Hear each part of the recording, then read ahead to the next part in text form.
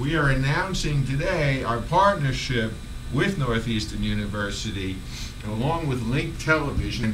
What we're looking at with you and with the community of Link TV and with the rest of the Newstrust community all this week, and the large topic is the global economy, but more specifically we're looking at all sorts of media that has to do with shortages that are suddenly popping up in basic food commodities like rice, wheat, corn, and so on. Why this is happening, what it means, what the implications are.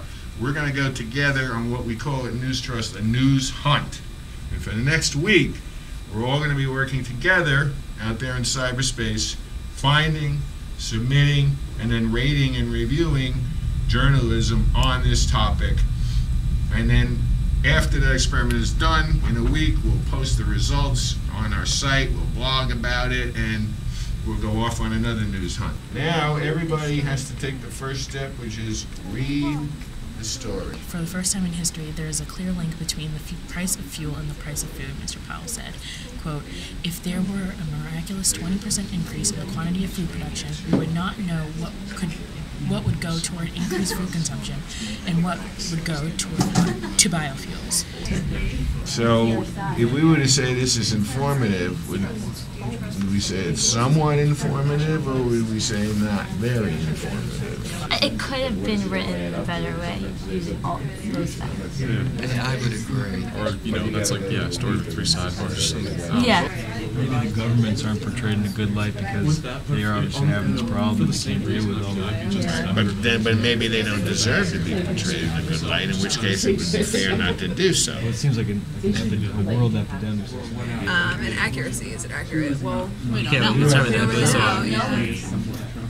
so we can put in comments. probably more. Right. So we do 1 or 2 on accuracy. Well, we don't know. So what do we want to do for the accuracy component? Terrible? Give us the options again. Not accurate at all, not very accurate, somewhat accurate, accurate, and very accurate. I'd say somewhat accurate. Oh, What do you guys think? Yeah. so what do we think? After the 4 groups evaluated the article using the Newstrust review system, they found that they all had very similar results. What was your overall rating when that? Overall rating was 3.1. 3.1. So that means essentially it was an average story overall. We basically thought exactly the same thing.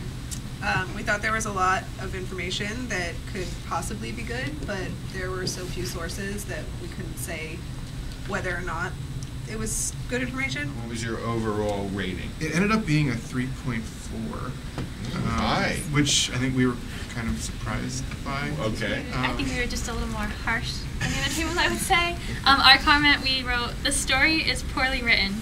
There is no structure to this piece and the topics jump around. There are not enough sources to verify where the information is coming from, and there is no notion of fairness or balance. It would have been nice to see where these numbers and percentages also came from. The subject of the state of the global economy is an important one. Unfortunately, it quickly loses the reader's attention. We ended up giving it a 2.4 overall. 2.4. Yes.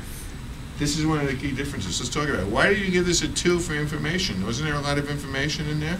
Well, we thought there was a lot of information, but it wasn't sourced, so we didn't know if it was accurate information. Now, you guys gave it a 4 for information. Why? I think strictly because of the fact that there was a lot of information in the piece. We weren't looking for, did it actually add something to the piece? I think Okay. we addressed that in another section. What did the other tables give it information? Well, we went for a 4 on information as well because you mentioned the sourcing and the accuracy that you weren't sure about, and we commented on those in the source and the accuracy portions of the review. What I want to leave you with is that this review tool, by and large, works, and when it all gets jumbled together by the algorithm, and when the conservatives come in and they have their piece and the liberals push it that way, somehow in the end it all comes out as this kind of conglomerated review that basically gives you, if the system is working, and we believe it does, a pretty good rating of the quality of this story. And that's what Newstrust is all about. It's fun, it's about the content, and it's about the community. So I just urge you, if you like this, Make it part of your daily news diet. Go to Newstrust, check it out. If nothing else, you don't even have to review. You don't even have to submit. You can just go there and say, wow, here's some cool stuff I didn't see.